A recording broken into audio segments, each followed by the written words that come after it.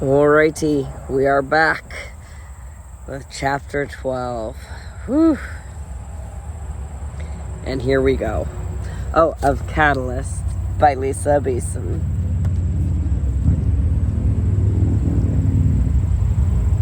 These vehicles, but it didn't seem to affect the video too badly. Just my ability to think.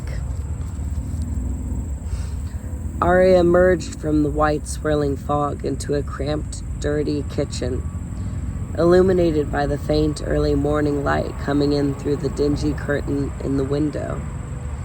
The cabinets were all open, haphazardly spewing their meager contents of licked clean plastic food containers and empty snack boxes. There was a distinct sour smell that permeated the place that seemed to be coming from the sink full of food-encrusted dishes. There were the ravaged remnants of a plastic bag amidst the scattering of uncooked grains of rice on the counter by a couple dented and battered soup cans. It looked as though someone had unsuccessfully tried to open the cans the right way with the can opener, and then in frustration tried to bash them open with the bottom of the handle to no avail. Whosever dream this is must be desperately hungry. Looking down at herself, Ari saw that she looked as she did in real life. Scars, crutches, and all. This is definitely a dream of someone at Scion's Keep. Pushing out her field of awareness, it didn't take long for her to recognize Val's energy in the next room. Latching on, she followed the pull of the energy out of the kitchen and into the living room. The TV was turned to the local news. The weatherman was pointing to a map of Southern California and paying specific attention to the Palm Springs area.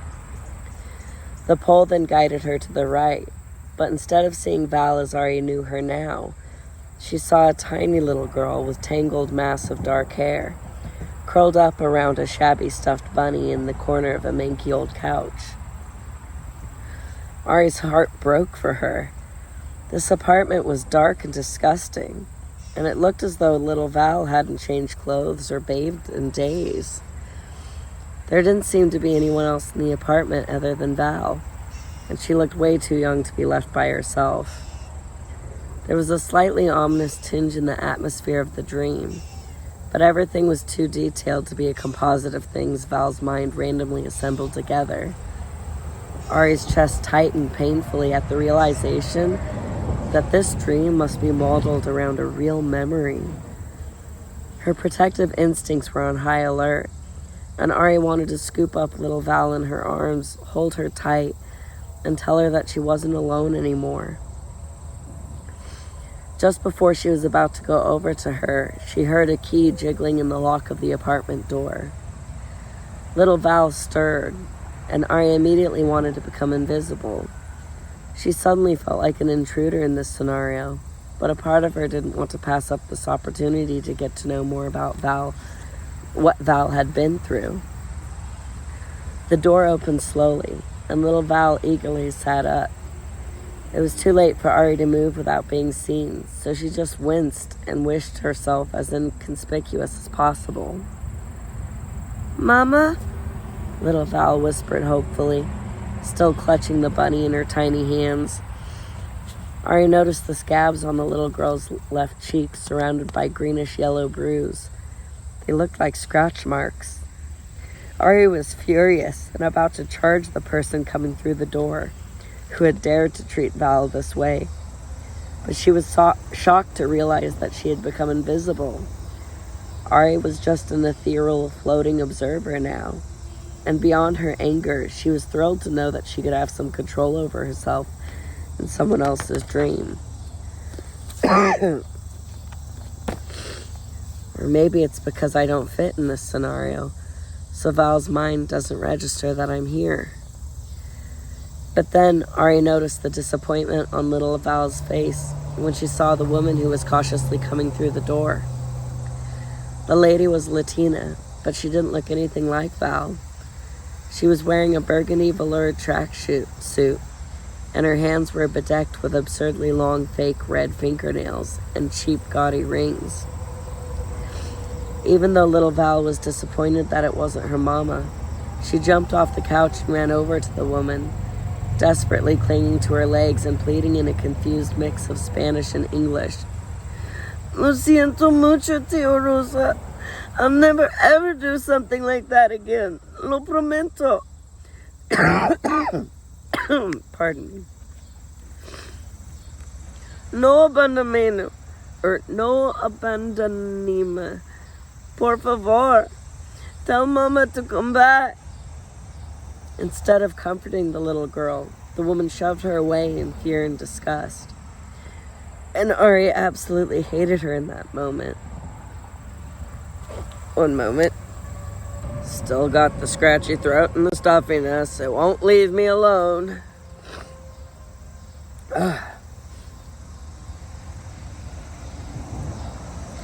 Your mama told me to clean you up and take you to live with your papa. You'll be his problem now.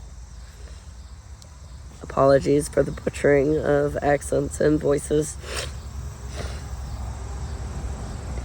Ari was still latched onto Val, so she could feel the little girl's distress and confusion. But Mama said my papa and his esposa were bad people. And you are bruja, so you deserve each other, Tia Rosa said impatiently as she grabbed Val's arm and started dragging her towards the bathroom. Now come on, I have to make you presentable. Val dug her in her heels and tried to pull away. I'm not a bruja, and I don't want to live with my papa. Quiero mi mama. ¿Dónde está mi mama? Tia Rosa gave her a scathing look. Your mama is gone. She went back to her family in Mexico and left me to deal with her mess. She wants nothing more to do with you. Ari could sense that Val wanted to keep fighting and not believe this horrible woman. But she was also deeply afraid that she'd be abandoned again. She froze in indecision, and the enormity of the situation bore down on her. Ari saw it all in Val's big brown eyes. She saw her realization that her mama was gone, and she was never coming back. She had left her, and now Tia Rosa was going to leave her with a strange man she had never met. Tears welled up in little Val's eyes, and her bottom lip began to quiver.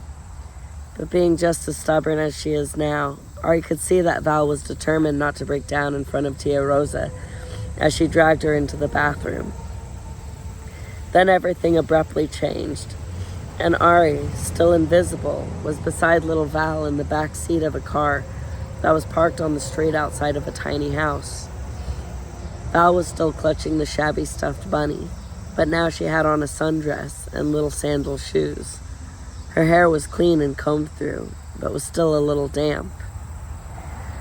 Through the window, Ari saw a grizzled old Latino man in a dark green gardener's jumper coming out of the house and walking towards the old pickup truck parked in the driveway. Val's uneasiness about the situation permeated the whole dream, putting Ari on edge as well. Rosa got out of the driver's seat of the car and went up to the old man and started talking animatedly in Spanish, but their voices were too muffled in Val's memory to understand what they were saying from inside the car. They seemed to be arguing about something, and then Rosa dug into her purse and took out her wallet. She thrust some cash into the old man's hand, and then agitatedly turned and stomped towards her car and opened Val's door. Come on, she said. Guillermo is going to take you to your papa. Val reluctantly got out of the car. Ari could tell she didn't like Rosa one bit, but she'd rather stay with someone she knew than a total stranger. Hurry up, you little brat.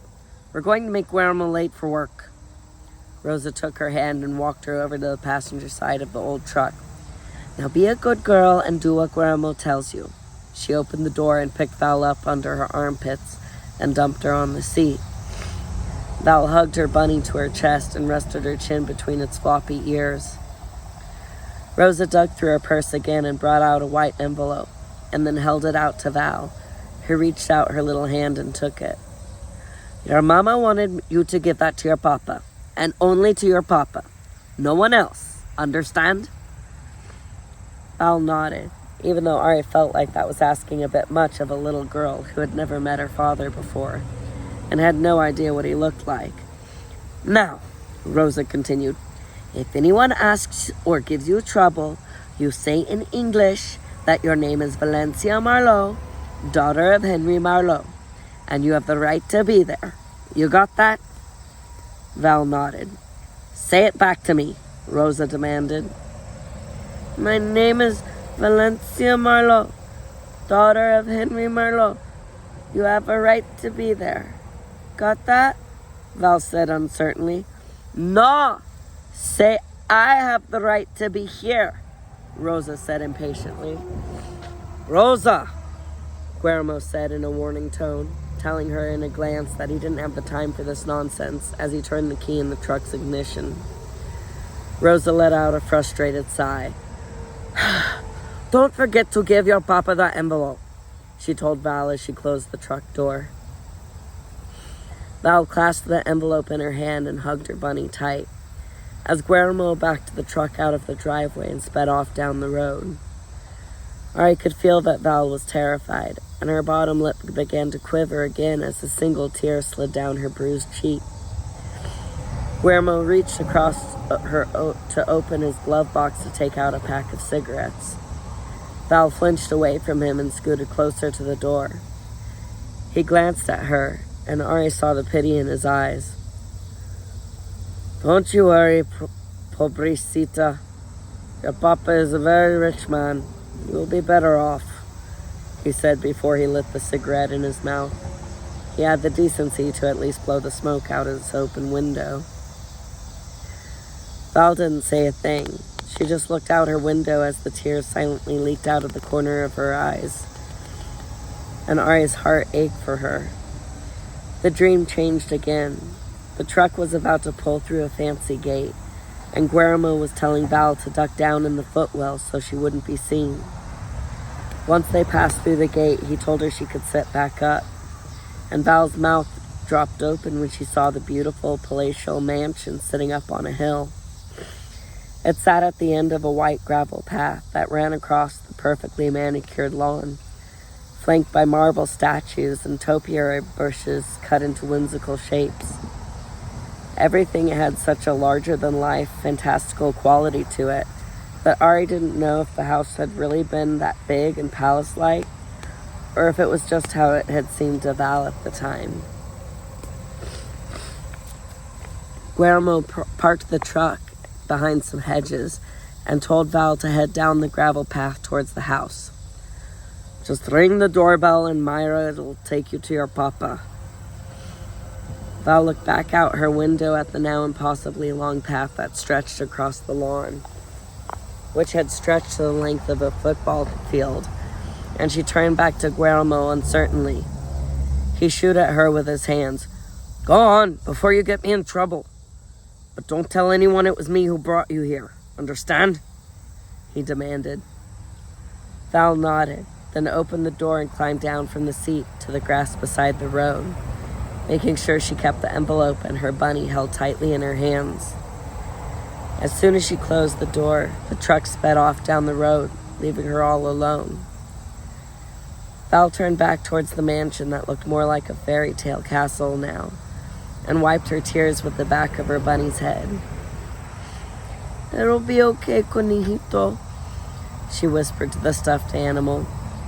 "Maybe my papa is a king, and I'm really a princess, like in the stories on TV." She began to take timid steps down the gravel path. "Maybe Mama was wrong, and Papa is really a good man, and he'll love me and let me live in his castillo, and we'll live happily ever after." Val had managed to talk herself into being excited to meet her father and live in his castle mansion. She began to run down the gravel path towards the huge front door that awaited her. Ari followed closely behind as the tiny girl ran past humongous spiraling topiaries and towering semi-nude statues that loomed over her. When she finally made it to the front stairs, she slowed down and climbed up with her short little legs onto the marble portico. Val looked so little compared to the towering black door in front of her. She looked up towards the button for the doorbell, but there was no way she could reach it.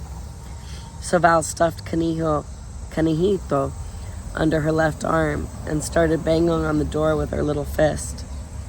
Eventually, the big door opened to reveal a middle-aged black woman in a maid's uniform, who Maria assumed was Mira. Val stepped back and nervously hugged Canijito. Mira looked down, confused at the lone and obviously malnourished little girl with a scabbed and bruised cheek. "Can I help you, sweetheart?" she asked kindly. "Are you by yourself?" Val nodded. All the excitement had left her face, leaving only big frightened eyes. "What's your name, sweetie?"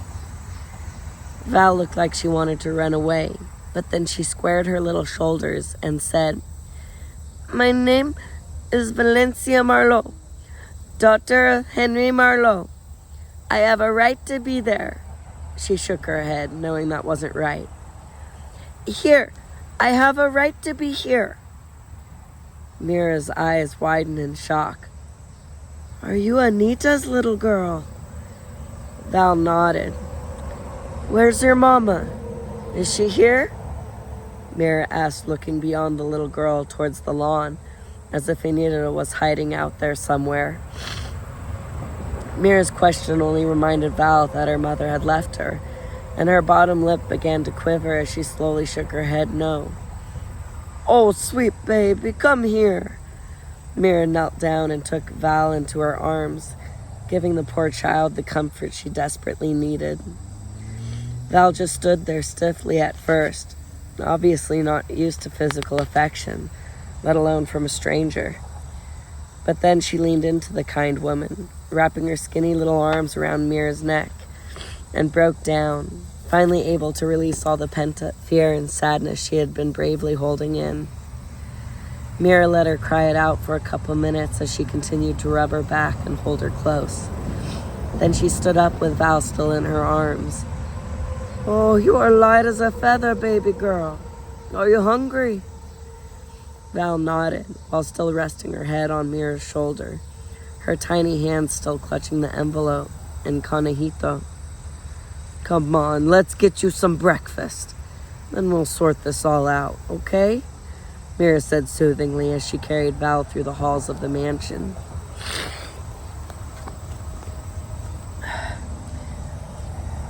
The dream changed again, and Val was sitting at a table in the mansion's large kitchen, with the envelope on one side and Canijito on the other of a big plate filled with fruit, bacon, and a bagel with cream cheese slathered on it. The little girl was happily digging in like it was the first thing she's eaten in days. Thinking back to the condition of the apartment's kitchen, Ari figured that it probably was, and she hated Rosa and Anita even more. "Slow down, baby, or you'll make yourself sick," Mira cautioned as she looked down at the little girl eagerly stuffing her face. Ari could see the mixed emotions swirling around behind the woman's kind eyes.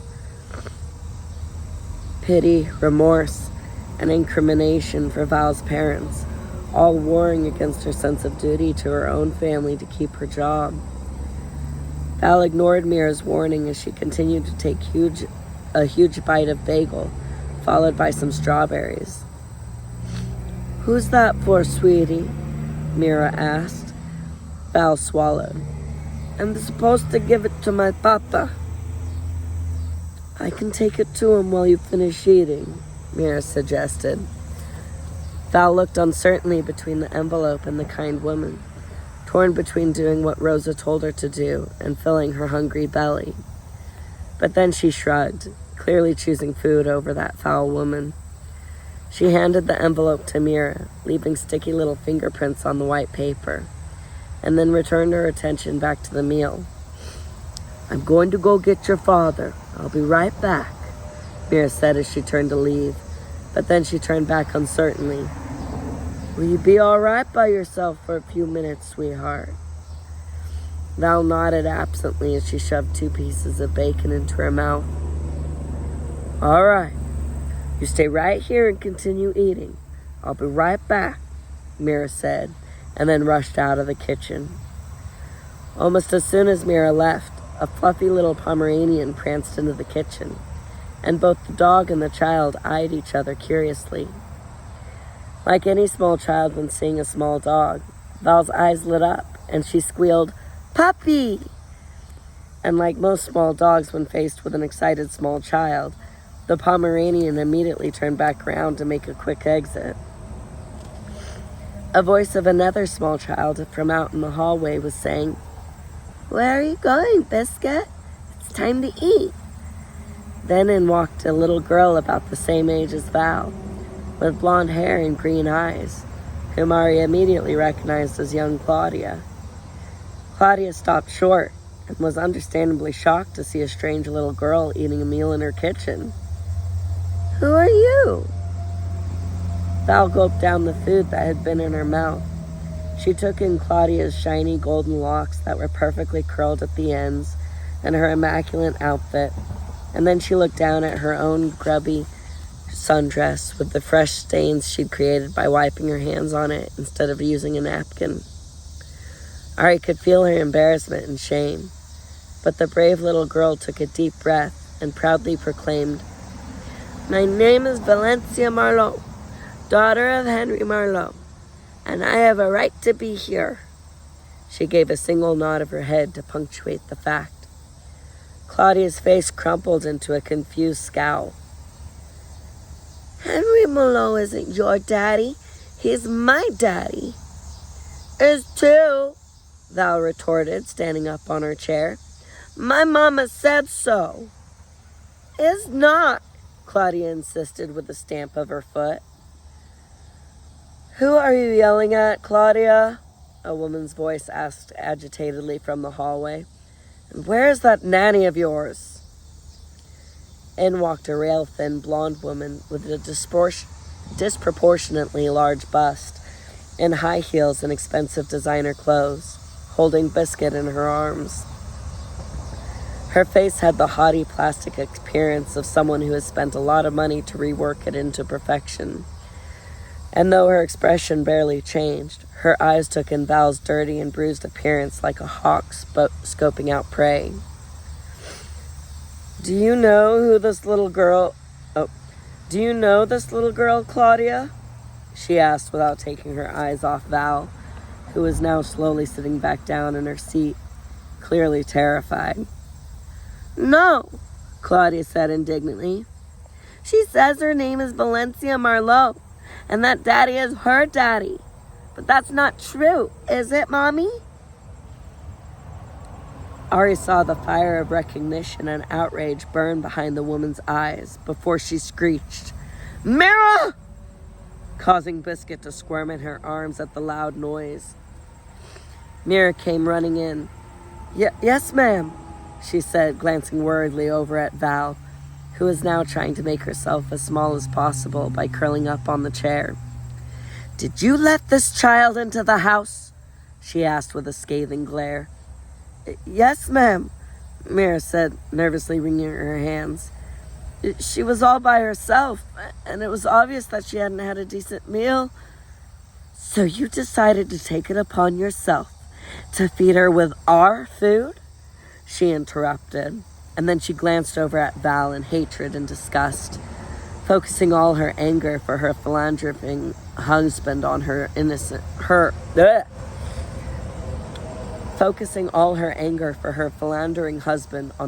child. Arya wanted to pick Val up and protect her from this awful woman. But then in walked a strikingly handsome man with sea green eyes and a stunned look on his face, holding a letter in his hand. Claudia looked just like him, except instead of blonde hair, his was a darker brown. "Stop harassing Mira, Sandra. It's not her fault," he admonished his wife. "Then whose fault is it, Henry?" Sandra asked, turning her fury on him. "Oh, that's right. It's yours. Your little lapse in self-control has finally come back to haunt you. Why is she here, Henry?" Henry looked over at Val, who was looking at him curiously. This was the first time the father and daughter had ever seen each other. Ari felt Val's spirit brighten with renewed hope as she looked at her father, and it broke her heart, because judging by the look on Sandra's face, this wasn't going to end well for the little girl. If it had just been Henry and Val, things might have turned out differently. Ari could see the guilt and protective paternal instincts growing in Henry as he looked at his poor abused child. But then Claudia came over and tugged on his pant leg. "Is she really your daughter, Daddy?" she asked pitifully. Henry glanced at Sandra's furious face before looking back down at her and nodded. "Yes, baby."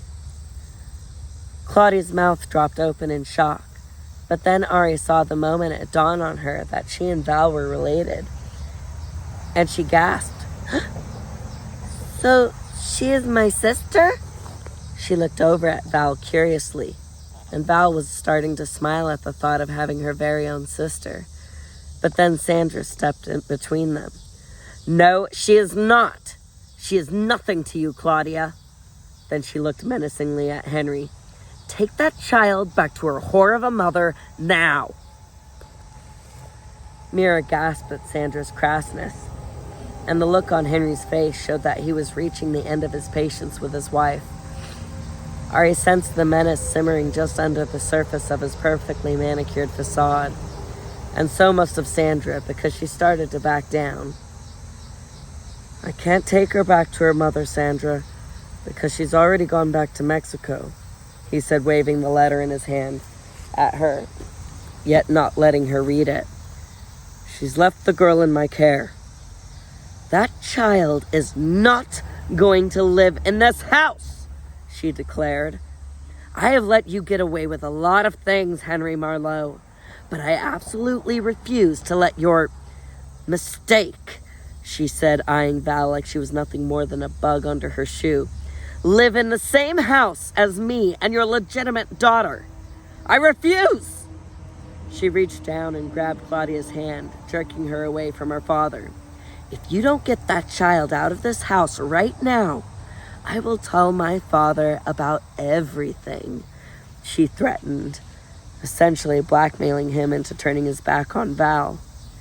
Not exactly the basis of a stable and healthy relationship. Ari was starting to pity both little girls now. Henry's eyes widened a bit at her gall, and then he started taking deep, steadying breaths to calm himself down. "What is more important to you, Henry?" Sandra asked, trying to tip the scales. "Your mistake with the maid, or your job and family?" Henry sighed and rubbed his face with his hand. His choice was already made. Val knew that things weren't going well for her. "I'll be a good girl, I promise." Her eyes started to fill up with tears. She knew that she had nowhere else to go. "Please, please don't send me away." Henry looked at her with pity and distress. "I'm so sorry, but I can't." Judging by the look on his face, Val knew that she had lost and began to sob in earnest. Mira was unable to hold back anymore and came over to scoop Val up in her arms to comfort the poor child, as Ari wanted to do.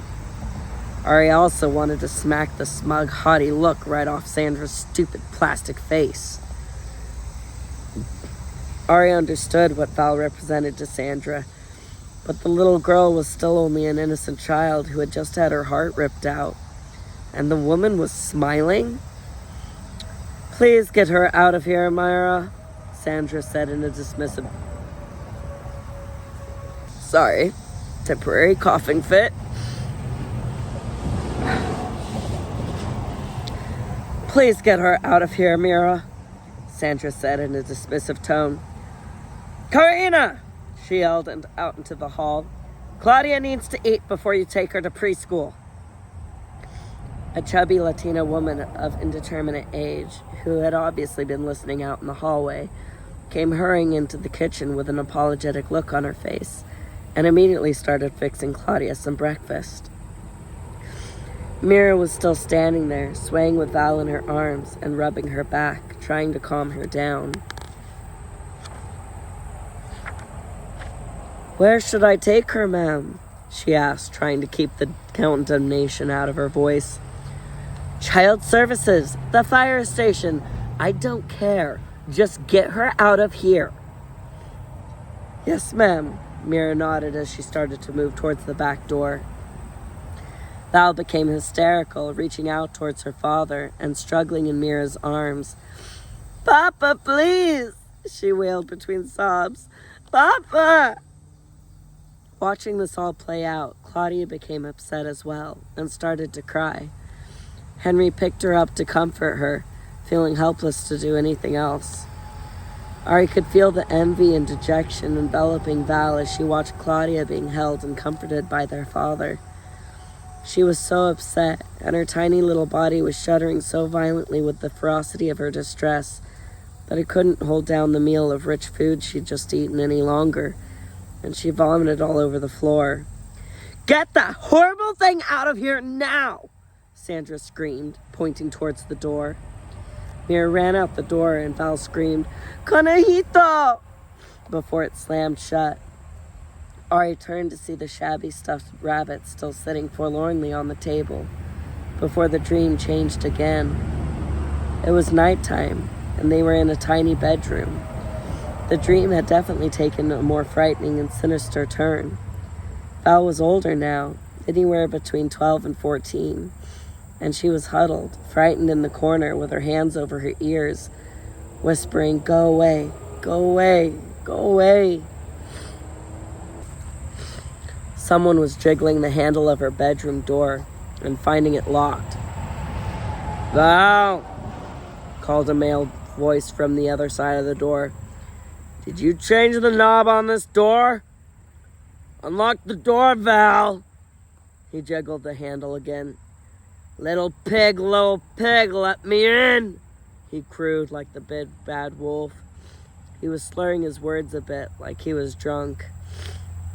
Val shook her head, trying to block him out as she continued to whisper, "Go away," over and over like a magical incantation that would protect her. The man was losing his patience and began jiggling the doorknob more violently. "This lock isn't going to keep me out, Val. Now unlock it like a good girl before I get angry," he warned. Val continued to ignore him, and his footsteps could be heard walking away down the hallway. Letting out a sigh of relief, Val hugged her legs to herself and rested her head on her knees, then started quietly humming a tune. It sounded familiar, but Ari didn't have enough time to recognize it before the footsteps came back, and there was some grinding and then a clicking sound.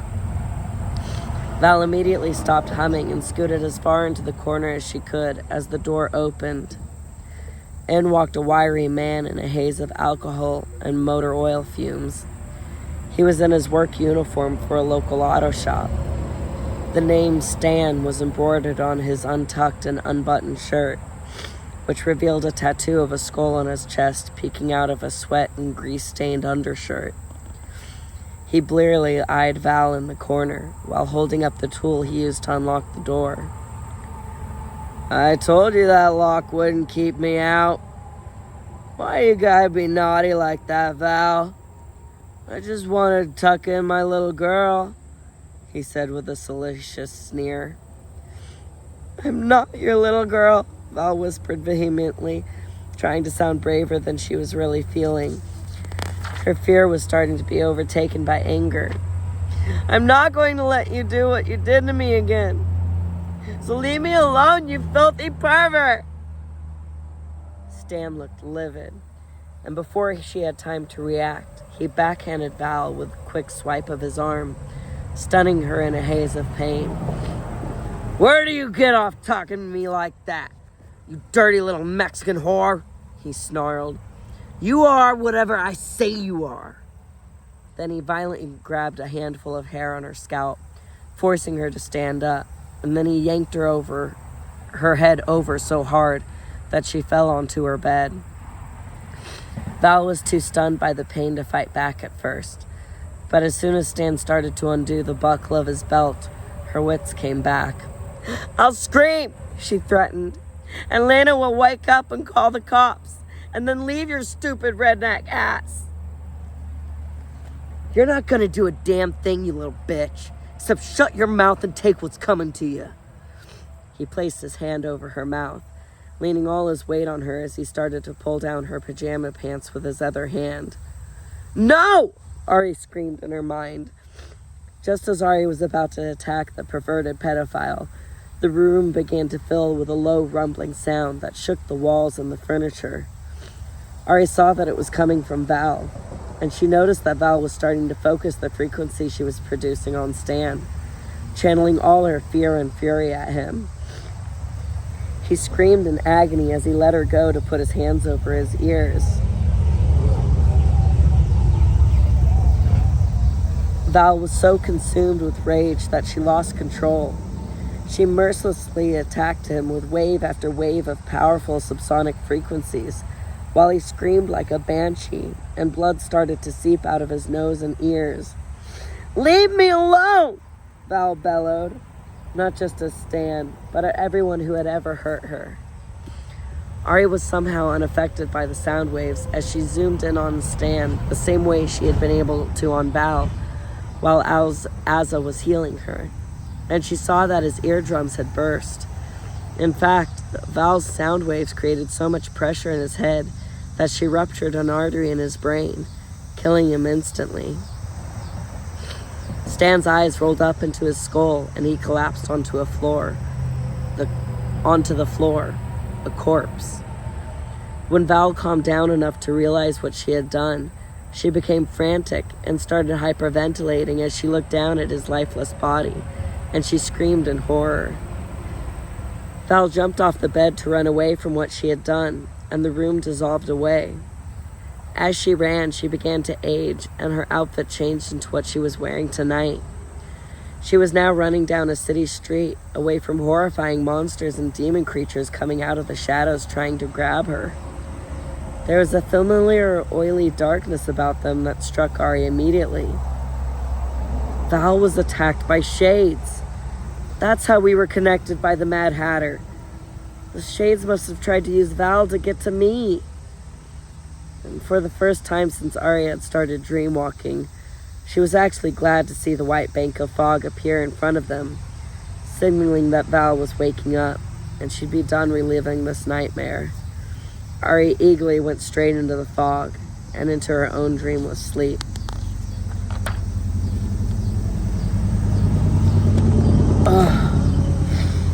And that was the end of chapter 12, which I think I might have to put an age restriction on. Oh my goodness.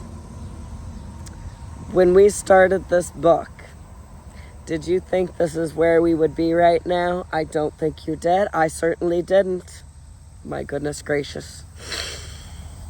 That was the end of chapter 12. And I'm just going to end it at that.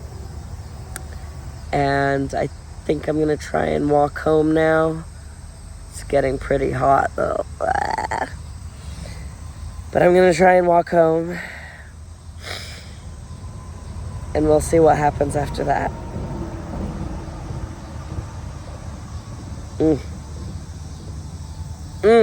Crazy. All right. Thank you for joining us for chapter 12. Peace.